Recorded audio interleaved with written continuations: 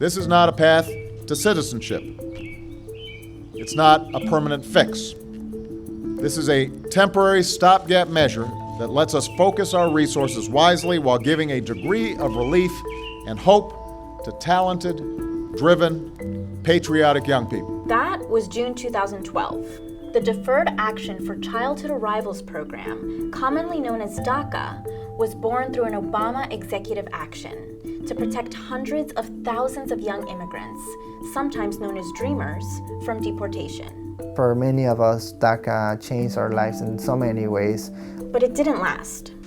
I'm here today to announce that the program known as DACA that was effectuated under the Obama administration is being rescinded. And with that, the Trump administration ended deportation protections and work authorization for undocumented immigrants who arrived to the U.S. as children.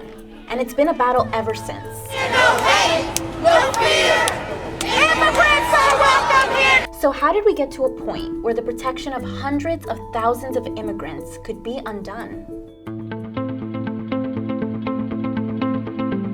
Today we know that lower court rulings brought DACA back to life, at least a little bit. They said the Trump administration could not end the program and allowed DACA recipients to continue renewing their status, though no new applications are being accepted. Now, the latest development in the DACA narrative is that its fate will be decided by the Supreme Court this November. They agreed to hear oral arguments challenging the termination of the program. But before we get to that, we need to do a quick recap on what DACA is and who the Dreamers are. Essentially, DACA is the latest iteration of a nearly 2-decade movement of undocumented youth fighting for legal status in the United States.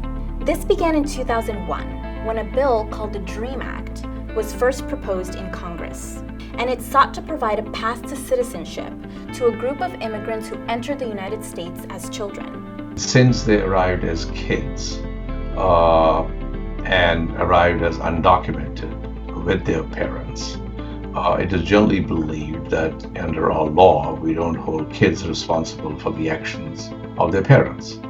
So at the time, if you entered the U.S. when you were under 16, had been here for 5 years, were in school or had a high school diploma or GED, and had no criminal record, the DREAM Act sought to provide you a path to citizenship on the condition that you pursue higher education or serve in the military and maintain, quote, good moral character. That bill didn't pass. It actually never has. There have been at least 21 versions and revisions of the DREAM Act since 2001, but a movement did grow. One where young people who became known as Dreamers garnered widespread sympathy and bipartisan support on the premise that they were deserving of legal status. These claims, which isolated them from the larger undocumented immigrant community, later came back to haunt them. We created this sense of urgency about Dreamers, but at the expense of throwing our parents under the bus. And that was for a long time until we realized that, you keep growing and you see the sacrifices that many of our parents did, and seeing that, just because we're fighting for one cause, that doesn't mean that we need to throw our parents under the bus. And let's remind ourselves, like, the original Dreamers are our parents. But we can come back to this later. The closest the bill ever came to pass was in 2010, when it passed through the House of Representatives, but was just 5 votes short of getting through the Senate.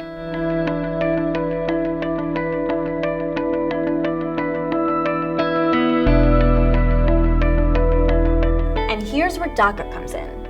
Effective immediately, the Department of Homeland Security is taking steps to lift the shadow of deportation from these young people. In response to the failure of the DREAM Act to pass both houses of Congress, then President Obama implemented DACA under an executive action in 2012. That began the movement that from Dreamers became the DACA movement. And it was not a full benefit, but it was sort of, you could call it half a loaf in certain terminology, but enough to give people a sense of security. It was more specifically an exercise of prosecutorial discretion. This basically means that the Department of Homeland Security would no longer initiate the deportation of dreamers who met a certain list of qualifications. The basis of this is, look, there are 11.5 million unauthorized people in the country. We don't have the resources to remove all of them. Therefore, it's perfectly logical for the administration to decide how to exercise its discretion on whom to remove and whom not to remove. Establish priorities. It was no dream act because it didn't provide any pathway to citizenship, but it did allow this group of immigrants to legally work in the US, obtain driver's licenses, and essentially plan their lives without the constant threat of deportation. And for someone like Antonio, whose parents self-deported to Mexico years ago, it meant something more. I was able to travel and see my family after 2 years of being separated from them. I think that was beautiful for my family, at least have some time together. Naturally, however, not everyone was happy with the news. The Constitution is at stake. There was an example of President Obama's executive overreach. The president does not have legislative authority. Still, in 2014, the Obama administration took a political risk and announced it would try to create a second deferred action program that would offer similar protections to the undocumented parents of US citizens and permanent residents. This program became known as DACA. This matters because ultimately, a federal judge issued a preliminary injunction to DACA on the basis that it was illegal and that the Obama administration does not have the executive authority to implement these programs as executive actions. This was later upheld by a 4-4 tie vote in the Supreme Court. In a divided Supreme Court, the underlying decision, therefore, stays. No opinion was issued on it. We have no idea how the 8 judges stood on it. And that split decision has called into question the constitutionality of the DACA program and set the stage for where we find ourselves today. In 2017, several states threatened to sue the Trump administration if it did not end DACA, which they say is unlawful. And the administration gave in. As Attorney General, it is my duty to ensure that the laws of the United States are enforced and that the constitutional order is upheld. But the decision was met by multiple lawsuits across the country, which resulted in several injunctions by U.S. district courts. The injunctions blocked the termination of the program, and so slightly revived DACA.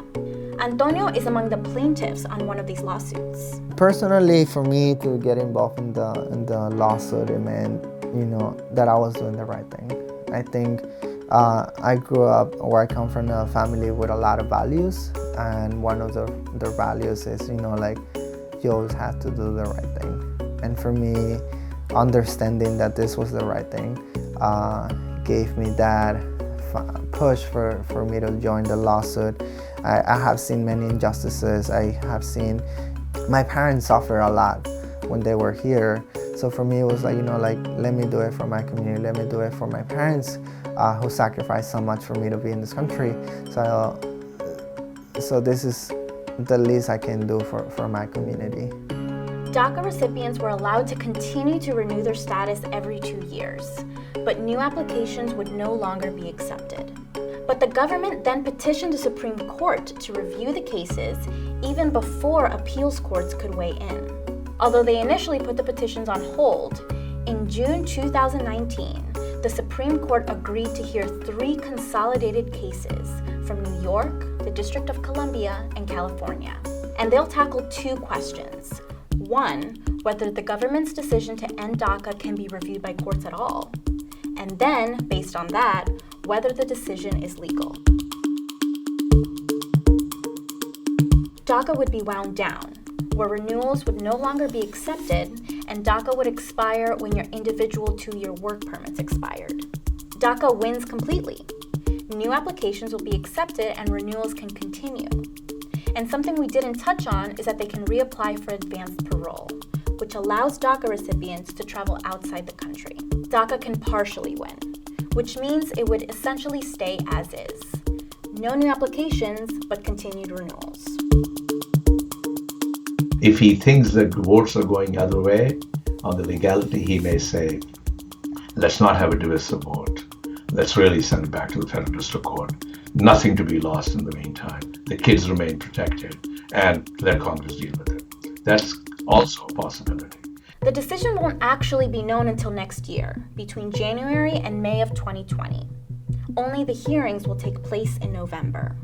So it's actually important for current DACA recipients to know that they should renew their applications by December, no matter how much time they have left on their current permits. This way, if DACA is partially lost and wound down, they have the maximum amount of time left on their permits. However, if the court rules in the Trump administration's favor, nearly 700,000 DACA recipients will essentially end up in the same place as they were before Obama's 2012 action, with the future of millions of undocumented immigrants remaining in uncertainty. Whether we win this DACA fight or lose, I think we need to acknowledge for the power and resilience that our parents have taught us over the last few years. Antonio says dreamers are ready to fight for the rights of all immigrants and not repeat the same mistakes of their past. I think something for us that we were able to realize over the last few years is that, we shouldn't be sacrificing our dignity for a piece of paper. I think our dignity and our human capacity goes beyond of a 9-digit piece of plastic. I think something that we're fighting at the end of the day is more for the respect and dignity that our ancestors taught us how to fight. Although Trump has tweeted that he would be open to a bipartisan deal if the Supreme Court rules in his favor, we'll just have to wait and see.